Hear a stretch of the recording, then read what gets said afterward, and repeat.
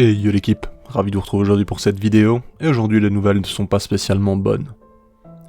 Comme vous le voyez à l'image, nous sommes donc face à ma Polyrhachis armata, une magnifique espèce dont je suis extrêmement fan. Malheureusement, le développement n'est pas au rendez-vous, et je me pose pas mal de questions à son sujet. Est-elle fécondée?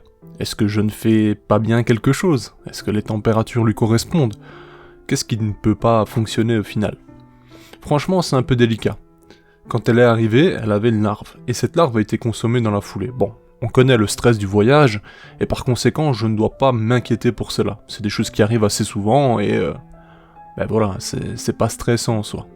Ici, on le voit, j'ai une petite larve, j'ai des œufs qui ont éclos, et qu'est-ce que sont les autres œufs? Enfin, je ne sais pas, franchement, je ne saurais vous dire. Dernièrement, j'avais une larve qui était prête à tisser également, donc énorme larve, hein, la seule d'ailleurs dans le tas qui était vraiment devenue énorme. Malheureusement, je pense que cette larve est morte, et je ne saurais dire pour quelle raison, elle l'a donc consommée. Il faut savoir que je nourris régulièrement cette reine, parce que elle en a besoin.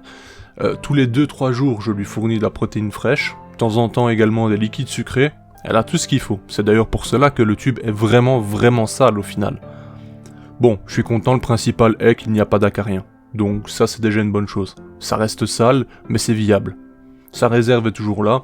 Est-ce qu'elle aurait besoin d'un extérieur nécessaire? Enfin vraiment, je me pose la question, est-ce que je lui donne justement une petite aire de chasse avec différents substrats? Je ne sais pas. Franchement, je ne saurais vous dire.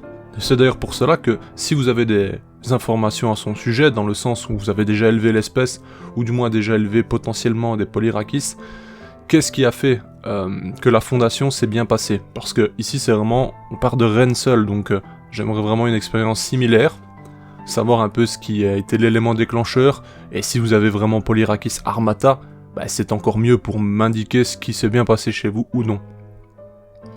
Comme on le sait, une reine n'est pas l'autre, c'est bien possible que ce soit juste une reine un peu délicate à la fondation, et dans ce cas, je patienterai tout simplement. L'essentiel c'est qu'elle soit fécondée, si elle est fécondée c'est le principal, le reste ça arrivera. Bon, elle est en pleine santé, vous le voyez, hein, là vraiment, enfin elle est magnifique, hein, faut laisser ce qui est.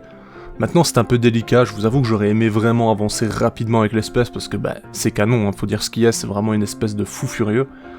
Malheureusement, pour l'instant c'est un peu l'interrogation. C'est possible que ça vienne de moi, hein, que quelque chose soit mal fait, mais franchement, je ne saurais vous dire. Hein. Je me suis bien renseigné, j'ai mis les conditions qu'il fallait. Bref, c'est un peu délicat. Je me tâte à changer totalement le setup, on va dire, même si actuellement ce n'est qu'un tube avec du coton, bien entendu.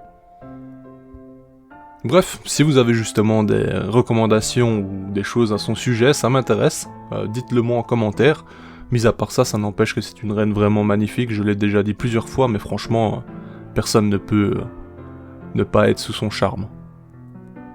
Comme vous le voyez également, j'ai des larves j'ai des larves quoi, donc une du moins à l'image, c'est déjà un bon élément, hein, mais bon, on croise les doigts, on verra comment ça se passe.